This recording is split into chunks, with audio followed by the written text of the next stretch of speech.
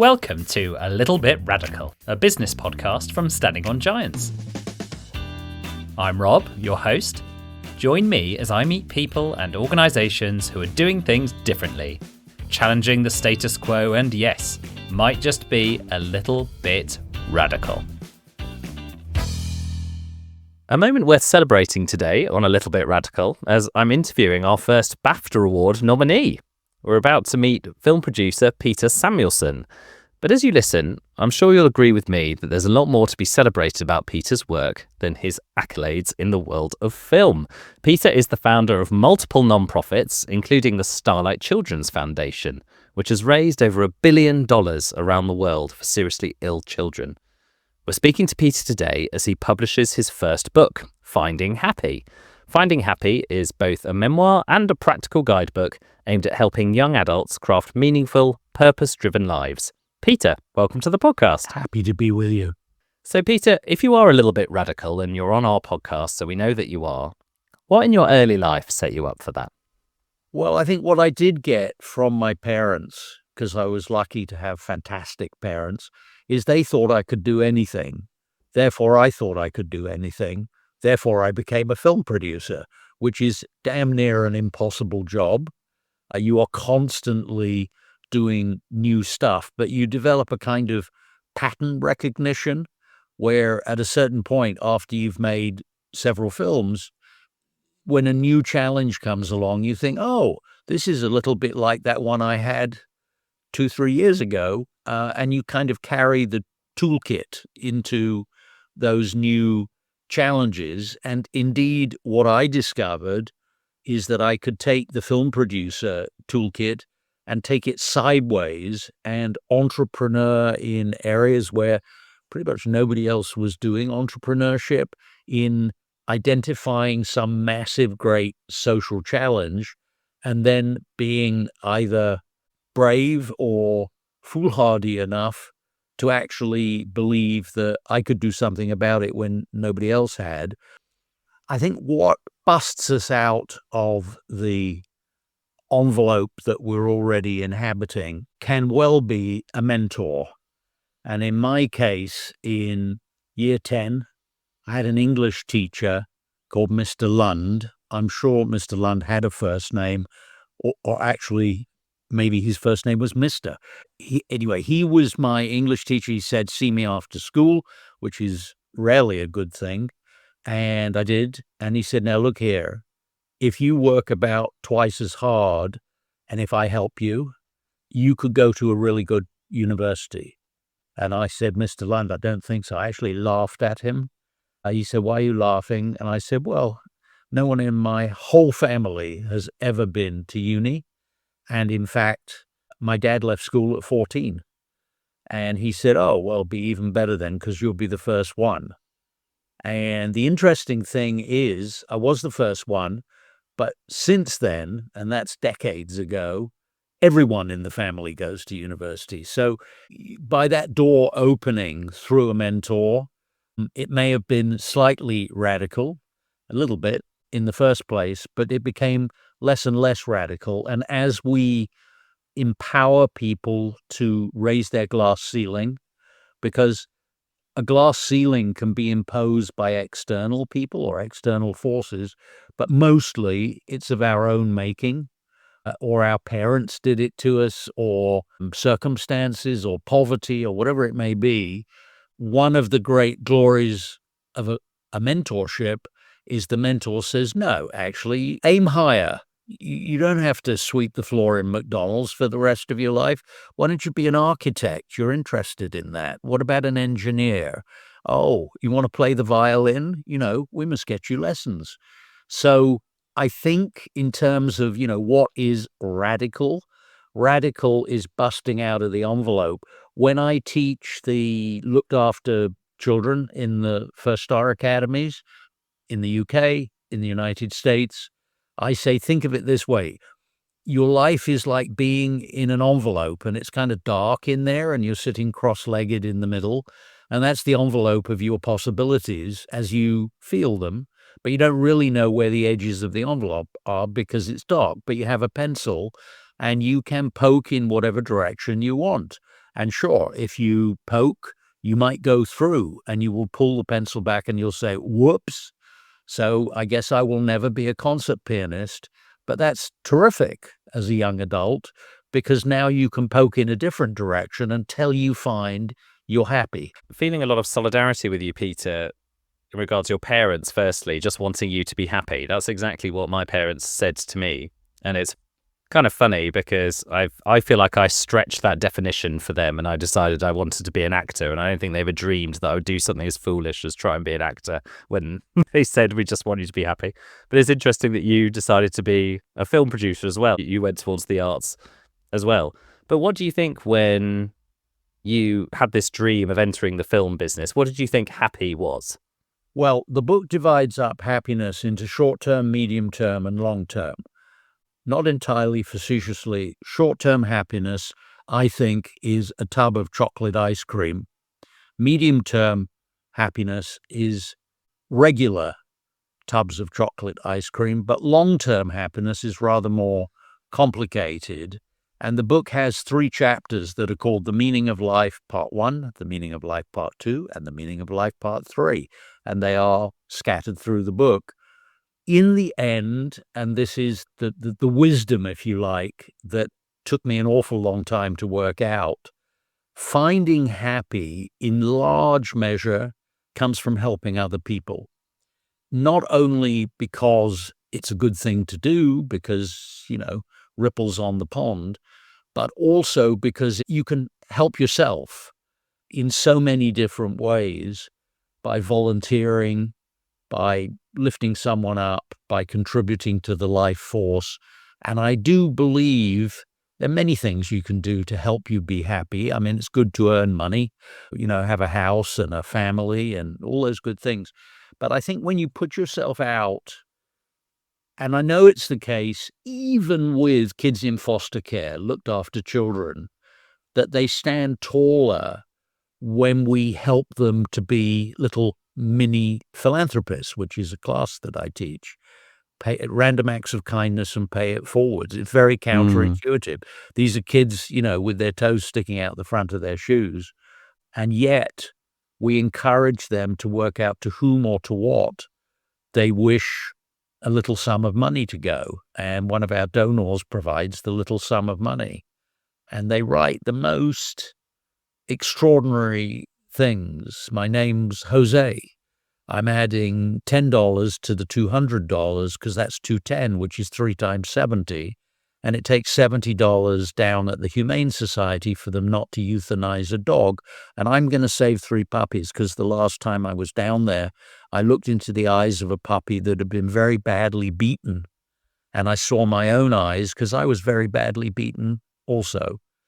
Love, Jose. My mum is in prison. She did some bad stuff, and she's going to be there another 2 years, 3 months, and 7 days. But I know she hates the shampoo, so I'm putting the money in her prison account so she can buy better toiletries. I mean, it's like watching flowers grow. The kids stand taller, and I think that is a life truth. It's not Yeah. just kids in care. It's not just kids. I think it's us too. And I know in my own life, my greatest joys, many of them at least, come from when I've put myself out. And sometimes it worked and I did help someone. And I think I was taller as a result. I think this is so great, Peter. And I think it's hard to pull out just one of the strongest insights from the book. But I would back this one because I think this is the one that gets so lost in a lot of the, call it, advice for young adults. Actually, there's a lot around, discipline and careers and the money part of it and the security part of it. But I think this bit, you're the first person that I have seen really make this point that actually doing things for other people is such an important part of happiness.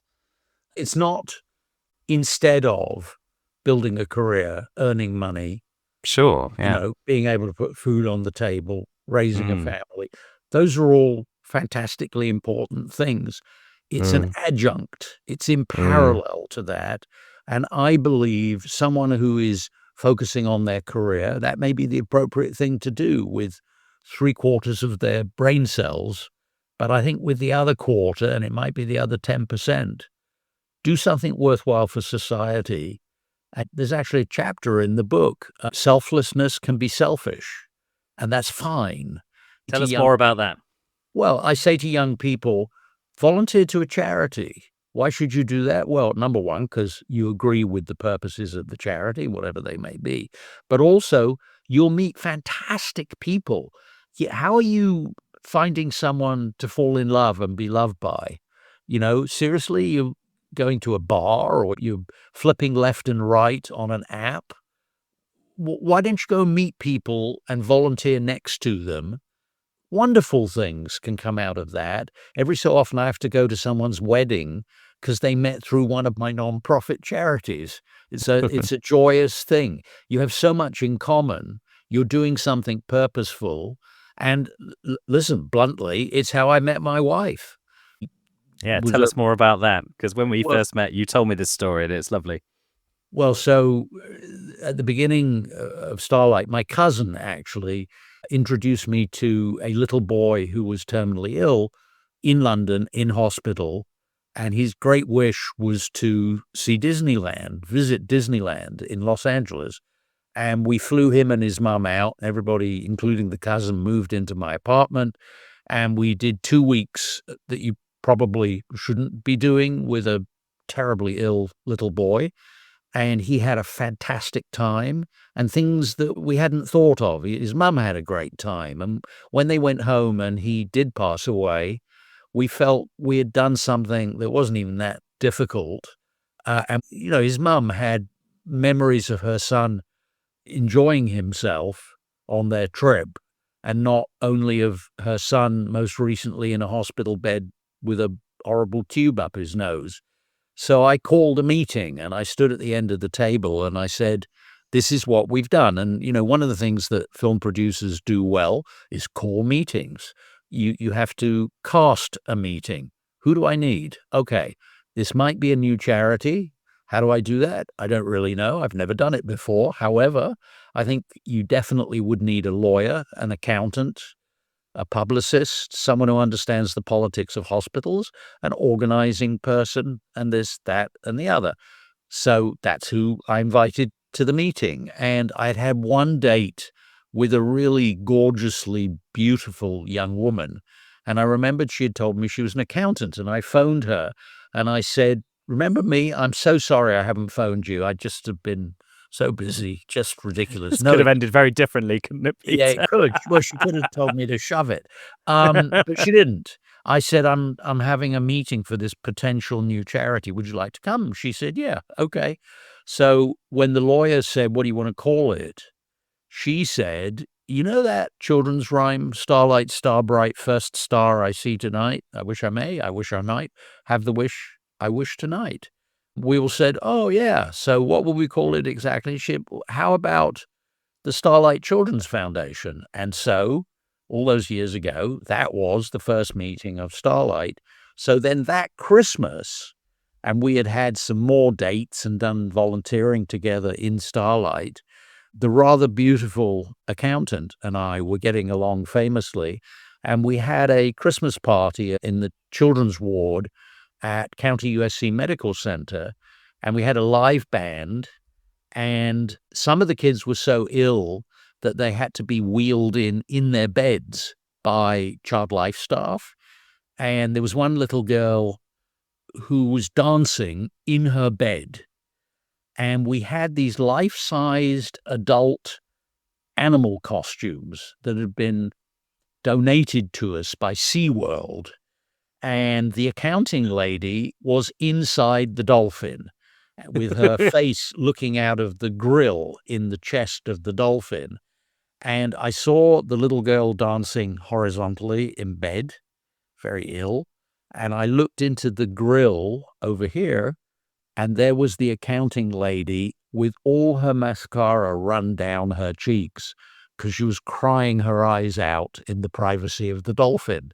And I thought, oh, I think I love this person.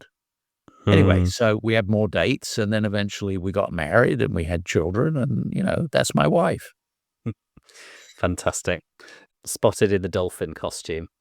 I particularly loved that one because I'm one of the exclusive group of people to have played Pudsey Bear for Children in Need live on TV. So I'm always doing it for these life-size characters. I always believe in the power of that. Well, Peter, we've covered a lot of ground already. Let's move on to the work section of our interview today. And the place I wanted to start was risk, actually, because you write in the book about risk. And one of the chapters has the title, I'd like you to expand on this if you can. Is failure a matter of opinion? Can you tell us about the story in that chapter and what that taught you about failure and about risk?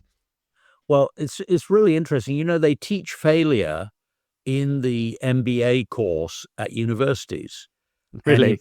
in Silicon Valley, if a young entrepreneur or entrepreneur of any age with a fantastic new idea goes out to raise venture capital, the wizened old venture capitalists who are trying to decide whether to take a punt and give them money, they may ask about, have you had any successes? But what they mostly focus on, because it's more fruitful in the interview, is tell me about when you failed and what did you learn from it? And I actually think failure, if you handle it right and don't get all demoralized, if you see your career as a continuum, which will have ups and downs, it's not a straight line from nothing to something, it'll zigzag. And in failure, we learn, it's sitting in the dark in the envelope and poking with the pencil. If you do that, sometimes you'll go through and you'll realize, oh, I can't do that. But then you have the opportunity to poke in another direction. But if you just sit cross-legged in the dark in the middle of the envelope, what good is that? Then you'll only ever have an entry-level kind of a job and you'll not amount to anything. And most importantly, how will you be happy? I do think most people, in some degree or other, would like to create something. They would like to have something to be proud of. They would like to have a job that isn't just a chore. And, someone who wants to be an actor, I deal with that in the book. If what you think you want your career to be has long odds against you, it's very unlikely that you will ever be a film star because there are so few of them and there's so many people who are trying to get into the acting profession. It doesn't mean don't do it. It means you have to have a plan B. Or possibly what you should do is amateur theatricals at your local, amateur theatrical place that meets in the church hall and puts on a pantomime at Christmas. That too is acting.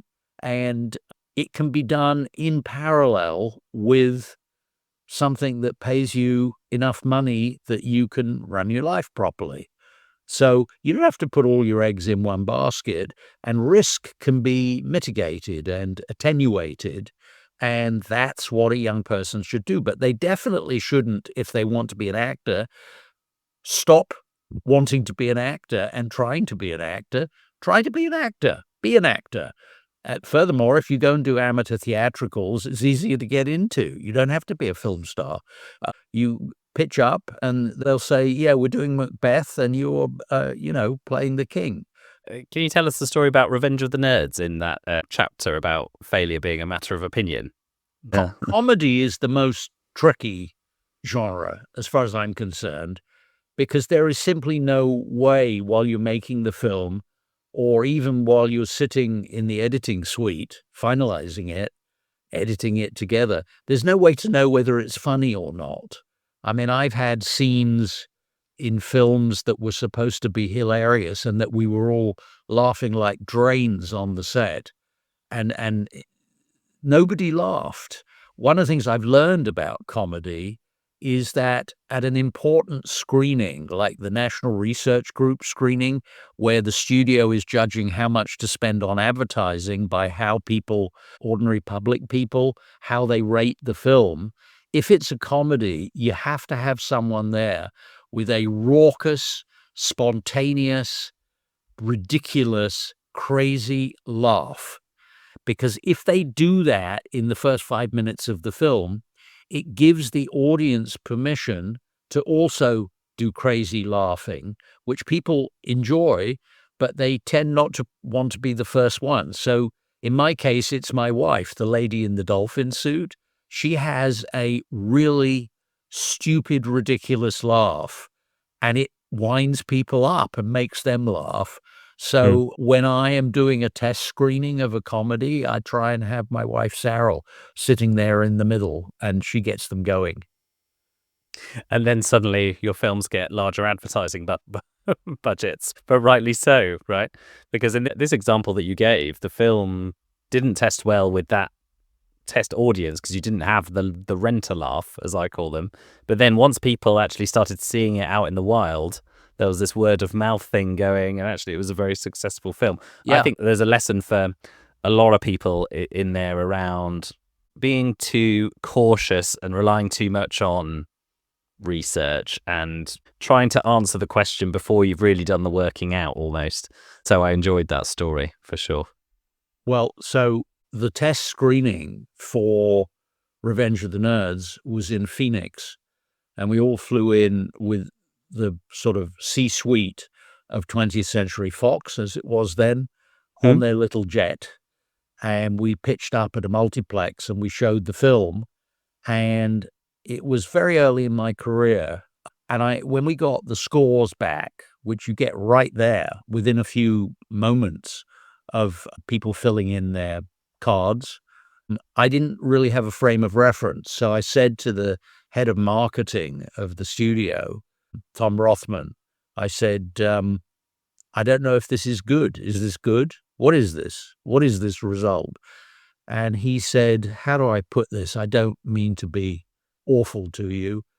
This is the single worst result I have ever seen in all my years at Fox. Oh my gosh. I was like a deer in the headlights. And I said, Tom, how long have you been at Fox? He said, oh, 12 years. So we flew back to LA. We were sure we had a catastrophe. And I'm thinking, okay, I'll have to not be a film producer. I'm sure this is the end of my career.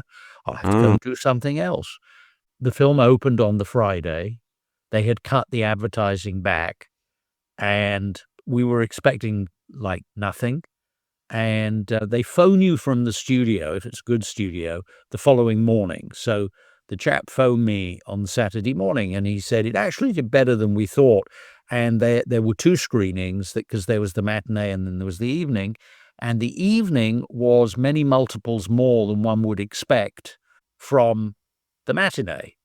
Oh, And okay. I Yeah. said, oh, that's good. And he said, I'll phone you tomorrow, Sunday, and tell you how Saturday was. And he phoned on the Sunday and said, Saturday was staggeringly good.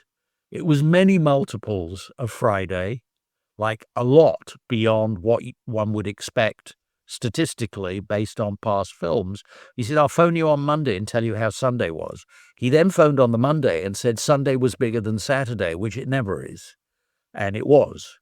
And we Mm. said, oh, what happens now? He says, well, I can tell you they're talking about, adding to the number of screenings and adding more advertising.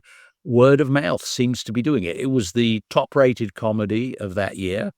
Despite being the worst, statistically the worst film they'd ever seen, it was the Yeah. most successful comedy of that year. Well, and I think mostly if you look at what sort of defines entrepreneurs, it's that they do take risks and they go with their gut quite Mm. often. And sometimes they fail and sometimes they succeed. But I think a lot of outside the box thinking, by definition, if someone is entrenched sitting in the box, it looks kind of absurd. Maybe it's not. And if you don't dare to do, how will you find out? I'd like to take things back to your philanthropic work now. You've got so many projects. You've started multiple non-profits. You've produced multiple films. So you don't seem satisfied to kind of stay in your lane, as it were. Even within your sector, you seem to like to jump around. Why is that? I think because I've had enough success to be foolhardy enough to think that I can do more. I also think it's very helpful pragmatically to sleep very little. I've never slept very much. Okay. And I wrote the book. I thought I'm never going to get this damn thing done unless I discipline myself. So for a year, 5 days a week, I got up at 5 o'clock in the morning and made myself write for an hour, and I got it done. And I think what film producers, I mean, let's be honest, no one in their right mind would become a film producer. It's too difficult. There are much easier ways to earn a living. It's glorious. I mean, to stand at the back of a theater and hear an audience laughing in the right places or screaming in the right places, as the case may be, is a great, gift. It's glorious. You made something and people appreciate it. But I think nonprofit work has honestly a joy every few minutes in big ways and little ways. And I think what you do develop in your toolkit as a film producer is a willingness to take risks. And I started writing the book, Rob, as a self-help guide, kind of what I now know that I wish I had known when I was 18. And then as I was writing it, within my mind's eye, sort of young adults, Gen Z, the lower end of millennials, maybe the upper end of the alphas, and based on mentoring hundreds of young adults, what I realized is I can punch it up. I can use things I've got right personally, things I got terribly wrong. What is a good risk? What is a bad Yep. risk? How can you tell the difference? Easier said than done. And I thought, oh, well, so I've got examples in all four directions. Risks I took where I nearly killed myself. Those were stupid risks. Risks I took, thank God I took that. But also risks I didn't take, I should have taken, and risks I did take that worked out rather well. It's very important in the book. I've tried really hard to get it right because one needs to help, especially young men, not to kill themselves. No, don't do parkour if it's 30 feet down to the concrete, because you might end up spending the rest of your life in a wheelchair or be dead. That would be a bad risk to take, and I've done some of those. I was the stupid young man who heard a cat meowing, went into the hotel bathroom. This was in Marrakesh on a film in the middle of the night. And I was pulling an all-nighter to do the accounting on a film, the Pink Panther film. And I heard this cat meowing. So I go in the bathroom because I think that's where the cat is. There's no cat in the bathroom, but it seems to be coming from this kind of double door cupboard thing in the wall. And I open that, and it's not a cupboard, it's a pipe duct. And I look in and down, and sure enough, 6 floors below, there are the 2 little red eyes of a kitten. And I thought, well, I'm not going down there. It's smelly and disgusting and greasy and awful. So I went back and I tried to carry on doing the accounting, and the cat carried on meowing. And eventually I thought, okay, sod it. I'll just have to go down and rescue it. And I did. I went in the bathroom. I took off all my clothes because I thought I'm not going to get them dirty. I climbed down the pipes. And when I got to the bottom, way down at the bottom of this shaft, there was the cat and there was me. And when I reached out for the cat, it ran away and I never saw or heard of it ever again. And I now realized, I have made a big mistake here, possibly life-threatening, because I don't think I can climb back up. And indeed, I tried to climb back up, and every 10 feet I went up, I was slipping back, 8 feet. So I went back to the bottom and I had to think, and I thought, all right, this is not the time for pride. I will call for help. And I shouted and shouted and shouted. Nobody came. And it's now, I don't know, 4:30 in the morning. And I thought, oh, well, it's interesting. I guess I was in my early 20s, and I thought, this is where I'm going to die. I am going to die entombed in the labyrinth of the pipe duct of the Hotel Mamounia in Marrakesh. I'm And laughing. I'm sure it wasn't very funny at the time for you, no, but it wasn't. It was scary no. as shit at the time. Yeah. So then I thought, all right, let's get serious. I will very carefully and wedging myself in. The key here, I thought, is not to slip back. Or even if I only move upwards 1 foot, I mustn't fall back at all. And I did it, and it took me like 2 more hours. And sometime around 6 o'clock in the morning, I fell into the bathroom and, completely winded and sweaty and disgusting and covered in muck. And I got in the shower and I got clean and I got dressed. And I went and sat at my desk thinking, God, I nearly died just now. And there was a knock on the door, and it was one of our electricians. And he came in and said, "Oh, good morning, Governor. I'm so glad you're here so early. Would it be all right to go over my petty cash with you?" I'm sitting there while he explains his petty cash, and I'm thinking, he doesn't realize I just nearly died under the hotel. I use that in the book. That would be a bad risk. First, ask yourself, Yeah. young man. I would say young woman, except, the brain development of young people is different by sex. Young women are significantly more prudent earlier, but young men, why is it the young men that we send off into the battle? Well, because they're willing to go. Why are they willing to go? Because the prefrontal lobe hasn't developed yet, which is the chess game of life.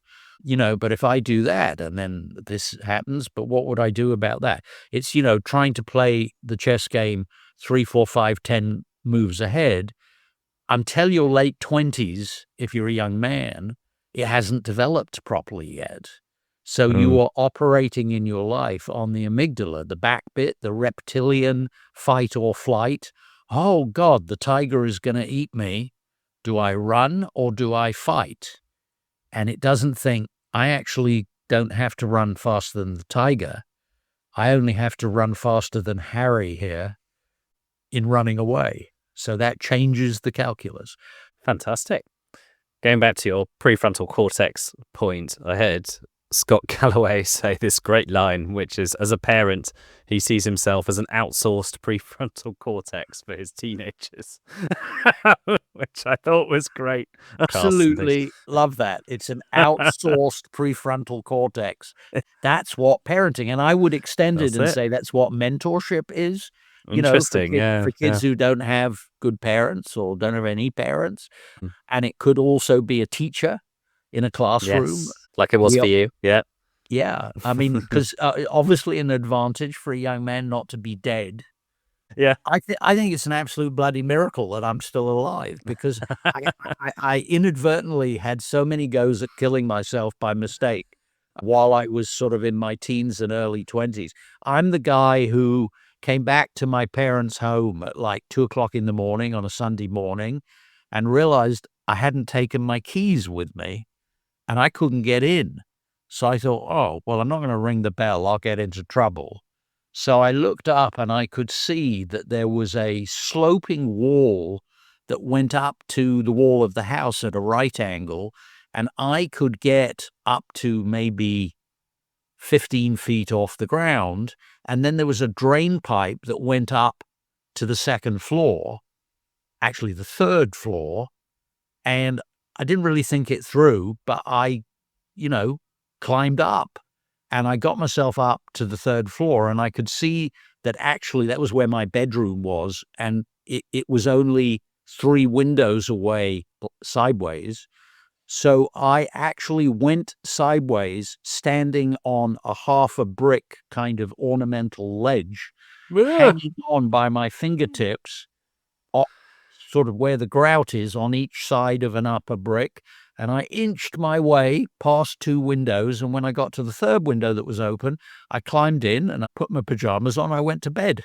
In the morning, I was down in the back garden and I looked up at what I had actually done, and I looked down at the flagstones that were underneath, and I was so scared shitless that I threw up in the bushes because I thought, No way.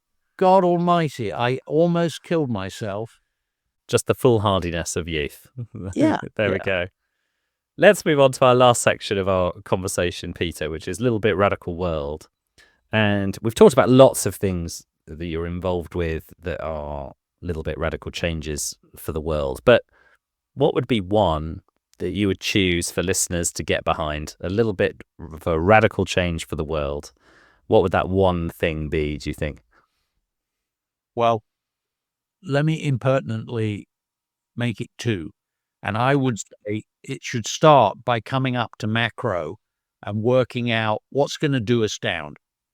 If there is an existential threat to human life as we know it, which would include all of us and our children's children's children, what are those things? I would say it's two things. I would say it is climate change, because if indeed suddenly in places where people were barely hanging on in the hot areas, because it was, often 100 degrees, 105, 110 degrees, if the temperatures rise to 135, 140 degrees, no one would be able to live there. And that level of migration will annihilate human society, and there will never be walls tall enough to keep those people out. There never have been in the 200,000-year history. Why did people migrate? It was all to do with trying to find potable water, food to eat, crops, the place to grow them, somewhere you could raise your kids and they wouldn't die. So I would say climate change is one. The other thing I think that's going to do us down is this terrible othering of other people, which is a trend that's going on where we emphasize how we are different than other subgroups of humanity by religion, by nationality, by skin color, all the stupid things that you shouldn't use to define your relationship with others. I honestly think it's now in the DNA, and it can be triggered by despots and authoritarian leaders who realize that they can say to their people, their base, stick with me and I'll protect you from these scary, terrible, awful people who dress different and pray different and look different. They want your women, they want your money, they want your jobs, so they want your food. And they thrive, the authoritarian leaders, by saying that. We actually went as a family to Perigord in France a few years ago. That's where they have the Neanderthal and the Homo sapiens cave systems. And I was shocked because you go in and, first of all, the ceiling is unbelievably low. You have to sort of crouch and walk. It's also dark and it's very cold. Whatever the temperature outside, freeze your ass off inside the cave system. And I thought, this is scary as anything. And the guide is saying, look at the pictograms on the walls and this and that. And I'm thinking, this is scary as hell. And I'm thinking, so you would tend to stick with your own little mini tribe because they would be safe, and you would be scared of everything outside your own cave. Like the people on the other side of the valley, who the hell knows what they want? Maybe they'll steal our food. And you would be scared of wild animals and that it's cold out there or it's too hot out there, whatever. And I think that tribalism has stuck in the DNA of human beings. And I think to a great degree, what civilization is built on is fighting that. And gifted leaders saying, actually, the people on the other side of the valley, their goals are the same as your goals. They would like to raise their children. They would like to put food on the table. And sure, they worship differently. They look a bit different. They wear different clothes. But what is in common with them is so much bigger and more prevalent than the differences. And I think we're at an inflection point. You look around the world and there are authoritarian leaders thriving by saying to their base, don't call it fear. You don't have to be scared of these other people. Hate them. I'll help you. Everything is their fault.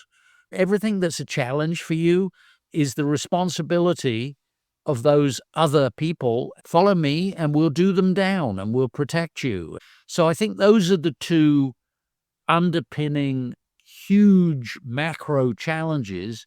So then the question is, and what are you going to do about it? You don't have to, be Mahatma Gandhi and do it all on your own. You don't have to be Greta Thunberg, although she was absolutely nobody when she went on weekends, sat outside the Swedish parliament on the ground with a sign about climate change. That's how she started. What you can do is join one of the helpfully many excellent organizations that are trying to deal with climate change, that are trying to build bridges instead of walls with other ethnic groups, other religions, people who look different. And I think by doing that, you greatly diminish other fear because you actually have lunch with them. And I think when you have a lot of lunches with a lot of people who are different than you, you realize, oh, just like me. So I think the gift to me in my life is daring to do things that do build bridges and creating opportunities for other people to do the same thing. And by doing all of the above, kind of making myself very, very happy. So that is, I believe, how you find happy. That's a great note to end it on. Peter, thank you so much for talking to us today, and I hope to speak to you again soon. Thank you for listening to this podcast. If you enjoyed it, please follow us on your podcast platform. If you'd like to appear on A Little Bit Radical or have an idea of someone we should speak to, please email podcast@standingongiants.com or get in touch with me on LinkedIn. You can search Rob Fawkes or search Standing on Giants and you'll find me there. Thank you very much and speak to you next time.